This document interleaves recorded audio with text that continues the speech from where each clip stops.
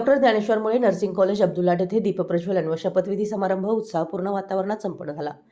या कार्यक्रमात विद्यार्थ्यांनी सेवाभाव, प्रामाणिकपणा आणि रुग्णसेवेप्रती निष्ठा जपण्याची शपथ घेतली। कार्यक्रमाचे प्रमुख पाहुणे म्हणून डॉक्टर BS कित्तुरे उपस्थित होते। तसेच अनिल नानिवडेकर आणि संजय मुळे हे विशेष पाहुणे म्हणून उपस्थित होते।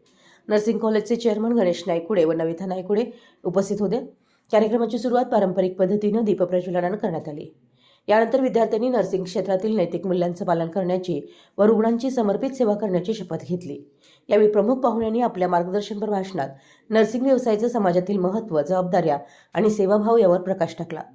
त्यांनी विद्यार्थ्यांना आपल्या कर्तव्याबद्दल जागरूक राहून समाजसेवेत योगदान देण्याचे आवाहन केलं। या समारंभाला इतर मान्यवरांची उपस्थिती लाभली।